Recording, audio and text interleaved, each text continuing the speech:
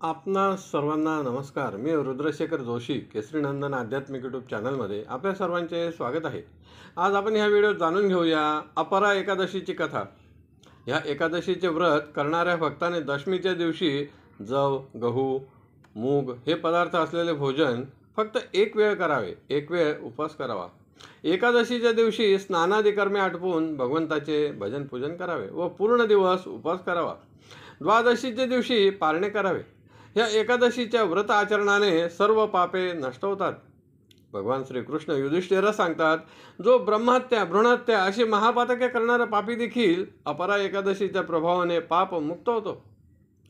कार्तिक पौर्णिमेला तिन्ही पुष्कर तीर्थात स्नान केल्याचे, माघ महिन्यातील संक्रांतीला प्रयाग तीर्थावर स्नान केल्याचे, काशी तीर्थक्षेत्री शिवरात्रीला जाऊन उपवास केल्याचे, गयेला पिंडदान केल्याचे, सिंहस्थात गोदावरीचे स्नान केल्याचे, कुंभस्थात केदारनाथाचे दर्शन केल्याचे, बद्रिकाश्रमी तीर्थस्नान केल्याचे, सूर्यग्रहण समयी कुरुक्षेत्री स्नान केल्याचे, सुवर्णदान केल्याने जे पुण्य प्राप्त होते ते केवळ ह्या एकादशीच्या प्रभावाने प्राप्त होते.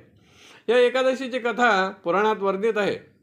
फार पूर्वी एका नगरात एक ब्राह्मण राहत होता. तो धर्माप्रमाणे वागत नसल्याने जंगलात राहत असे. गावकऱ्यांनी त्यास नगरातून हाकलून दिले होते, त्यामुळे तो वनातच राहत असे.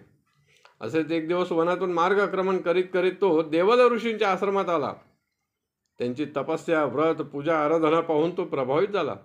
आपल्या उद्धाराचा मार्ग ह्या ऋषींना विचारावा असे त्यास वाटले, म्हणून त्याने ऋषींना आदराने नमस्कार केला. आपला सर्व पूर्व वृत्तांत सांगितला. हे ऋषीवर, मी अधर्माने वागत होतो, त्यामुळे मला वनात फिरावे लागत आहे.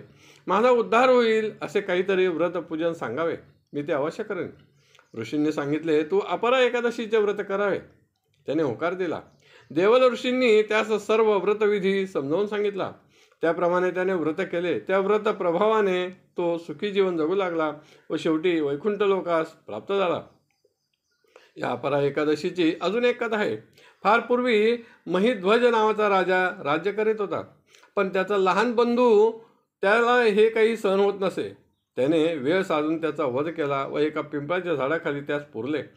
त्यामुळे तो एक पिशाच होऊन लोकांचा सूड घेऊ लागला. कालांतराने योगायोगाने महर्षी धौम्य ऋषी वनातून जात असताना तेथे थांबले व त्या पिंपळाच्या वृक्षाखाली बसलेत. तर त्यांना पिशाचे दिसले. त्यांनी ध्यानाने जाणले की हा तर महिध्वज नावाचा राजा आहे, पण पिशाची योनीत आहे, या वृक्षाखाली राहत आहे.